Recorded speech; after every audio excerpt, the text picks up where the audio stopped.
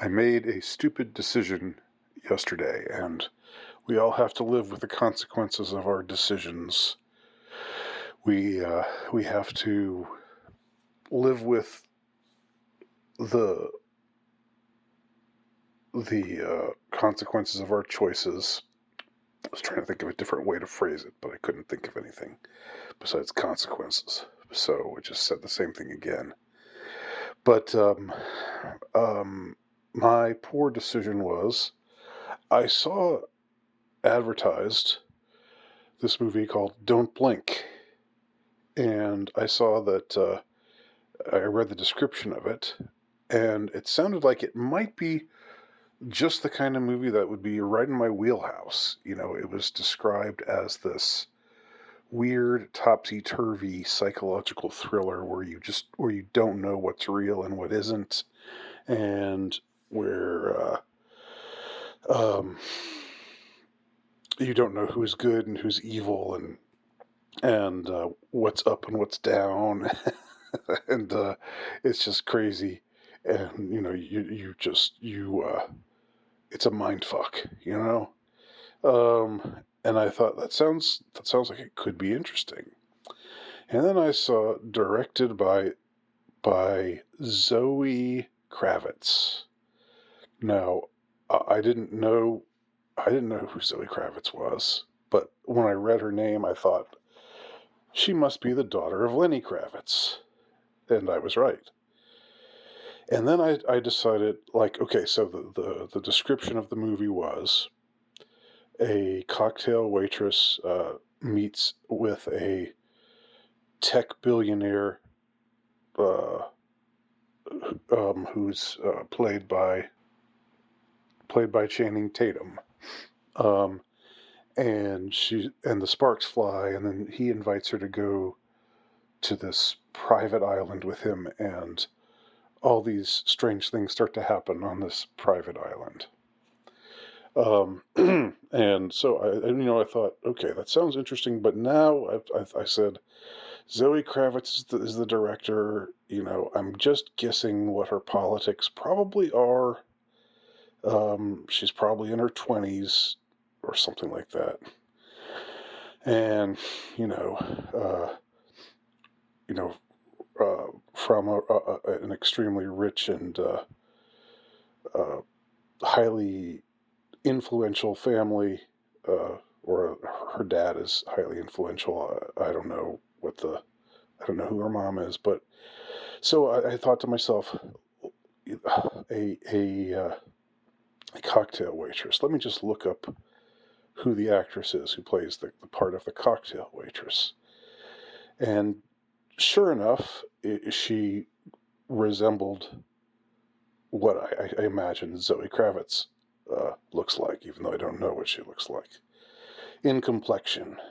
So that's all I'll say, complexion wise. Now, does that matter?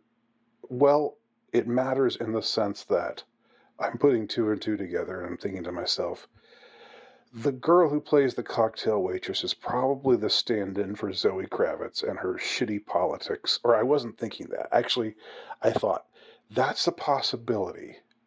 But I thought to myself, no, no, no. I'm not gonna look up anything else about this movie. Let me just see it. And this was like I said, a foolish decision on my part in 2024. If it had been 1998, then maybe there was a possibility that the movie would have been good and would have been not rehashing the same old tired crap, um, which you can already guess. You can already guess what it is, can't you? Uh, um, Z2. just to just to give you a little hint there, it rhymes with Z2. Um, but no, I was thinking, okay, it could be a lot of things. It could be, maybe they're not going to totally. Maybe this isn't going to be like a total male bashing movie. Maybe this isn't going to be about Me Too at all. Maybe this is going to be maybe there's going to be some misdirection. Maybe the tech billionaire, the trick ending is going to be that, or the twist, the unexpected twist is going to be that he's actually as much a victim as she is, and I don't know, or something like that, or that just something unexpected. But it was not unexpected. The what happens is not unexpected at all. It's totally expected, completely expected. Okay. Um, and yeah, I'm giving things away, I guess, but I don't. It doesn't matter, because you don't want to see this movie. Trust me, you don't. And I was just gonna. I have to say, I have, even though, bro, I hope she watches this. I'm sure she's not gonna watch this. But Maggie from Deep Focus Lens did a fantastic video, which was very cathartic to watch, where she just tore this movie to shreds. Uh, and I recommend. In fact, I'll post a link to her video in the description below. But boy, what can I say? A quarter of the way in, I was still thinking this might be okay. This is kind of an interesting setup. Uh, and then it went in the all too expected direction. Um, so I'm just going to give everything away because it doesn't matter. So there's a bunch of men on this island, and a bunch of women too, and it seems like everybody on this island besides our heroine, and her friend, who it seemed were just invited on a lark by this tech billionaire guy, who our heroine is totally smitten over. I guess because he's handsome. I don't know. But it's never really explained. As Maggie talks about, these characters none of these characters are fleshed out. They're all just stand-ins for concepts or ideas, or for striking virtuous poses. But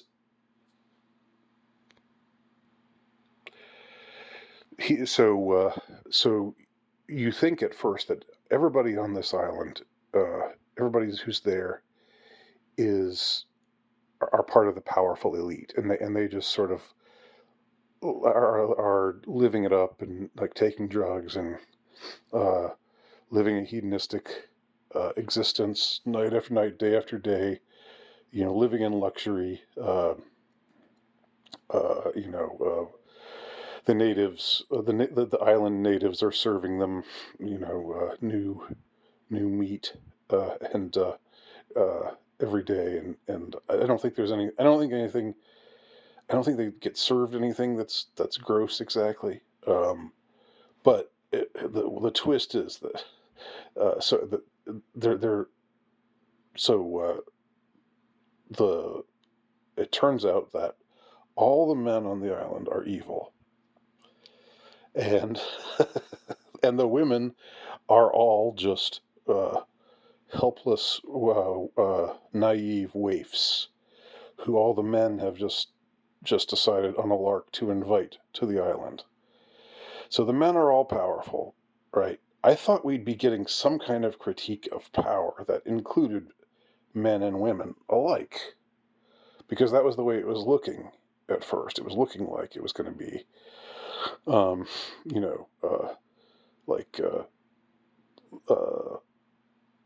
like our main two characters, the girls, the working girls who get swept off their feet, are the only ones there who don't know what's going on. In fact, there's this one other woman who is like has founded some app, so she's some tech person. So you think that these are all, you know, you know, powerful, influential people in the tech business, or tangentially related to the tech business, or to Bitcoin, or whatever, just rich and powerful elites.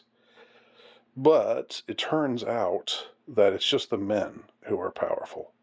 And what they're doing every night is they're giving the women these drugs, and they've got some kind of special drug that makes them forget uh, what happened, or makes them only selectively remember what happened. So night after night, the men are raping the women, doing horrific things to them, and then the next day the women wake up and they don't remember anything, and they just keep on going on with the hedonism and the debauchery, and they're more and more drugged out, don't know what's going on, and the men just continue to take advantage of them. Now, the one exception to all of this expected, totally by the book, uh, you know, plot line. The one exception is that there's this one young young guy there, this sort of like 20 or 21-year-old blonde guy, and it turns out that like I don't know, I guess one of the men is gay and is raping him. So he's being victimized the way the women are. So that's the one thing that the one thing that breaks from the men bad, women good type of setup. But but that's it. And so when I found out, like at some point, I sort of I, I, I walked into the aisle and I thought to myself, how what's the twist? So I want to see if I can make it through the rest of this movie. If I want to make it through the rest of this movie, I should have done that before ever buying a ticket, but lesson learned. So I looked up what the twist was and found out what it was, and then I went back to my seat and I thought, well, maybe they'll do it in a slightly. I don't know what I was thinking at that point. I don't know why I just didn't walk out at that point. Um, but when one of the women starts giving this spiel that is like supposed to be the moral heart of the story, uh, and this is one of the ladies who was being really mean and insufferable to our heroine in the beginning, and looking down on her, and seeing her as a rival uh, to the Channing Tatum tech billionaire character, who she obviously uh, had a thing for. But but she but then she turns around. She starts to give this speech of like, I think we women are trained to compete against each other and to hate each other, and we need to learn to stick together more and to help each other more.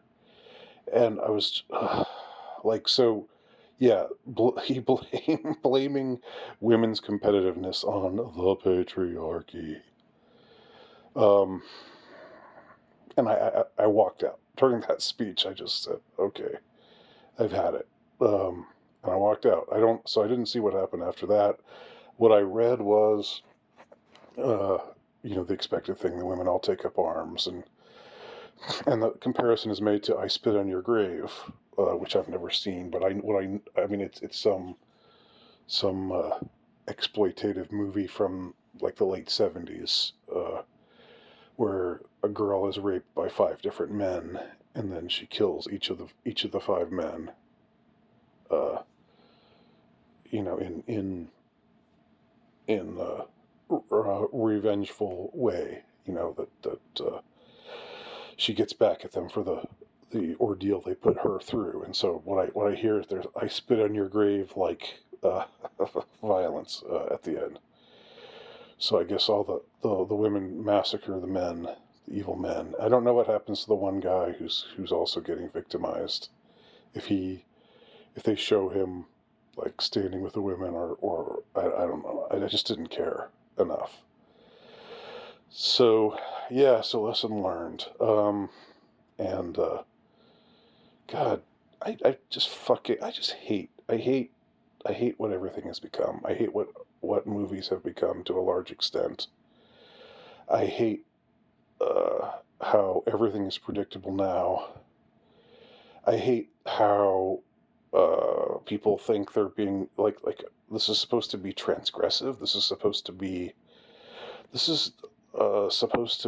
I don't know, s- uh, speaking truth to power.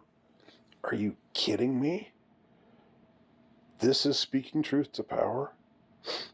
Um, and also, there's something about. I think there's something about them taking the Epstein Island esque setting, um, and which is where kids were being victimized. Um, and instead they make it grown women being victimized. Like I'm not offended, but I could see where someone might take offense at that. That sort of oh well, we don't want to talk about the Epstein Island stuff because that's like it's if you get into like the elites abusing kids, that's like that gets into territory like Pizzagate, and that's like that's ew, that's gross. We don't want to talk about that. We want to let's make the victims all grown women. Um, and let's make this about Me Too. Uh, so there you have it. I bet a bunch of critics actually liked this movie. It shouldn't matter. I mean, I'm not going to look it up. I don't really care to know. There's some. At one point I would have been curious to know, but at this point I just don't care to know some things. Um, it shouldn't technically matter who directed it, but it is just annoying that you have, just. I mean, Uh, I'm just picturing the director. I've never seen her before, but obviously she's a child of privilege. But she's going to think to herself, "Well, I'm a black woman," even though she's her dad is like uh, half half white, and her mom. I don't know what her mom is, so I don't. But she obviously relates to the black side of her because she made her stand-in a black girl in the movie. Um, so like somebody who has a ton more privilege than I do, or that anyone listening to this to me speak these words probably does. You can't ever be 100% sure, but I'm 99 point, several nines% sure that we're all of us, every one of us who's watching this video is, and as well as me who's recording this video, every one of us is less privileged by far than Zoe Kravitz is. But she wants to be it's like, oh, I'm speaking truth to power as a black woman. It's like, God. And it's men. Uh, it's not powerful people. It's not that power corrupts the human condition regardless of the gender. It's just men. Men are bad. Uh, and women are victimized by men, and yeah, because that's the acceptable uh, that's the acceptable way to be transgressive is just to hate on men, um, and have it be an orgy of misandrist hatred, uh, and to portray men as awful in every way, with one exception, with one man being a hapless victim, the way that all the women are. But that's the only exception. That's the only thing in this movie that's subtle or nuanced or in any way diverges from what's become the very corporate, very it's corporate feminism. It's gotten old. I mean, it was never a pleasant thing, but it's gotten really old. It needs to die. It needs to wither and die right now. So that's my review of Blink Twice. Don't see it.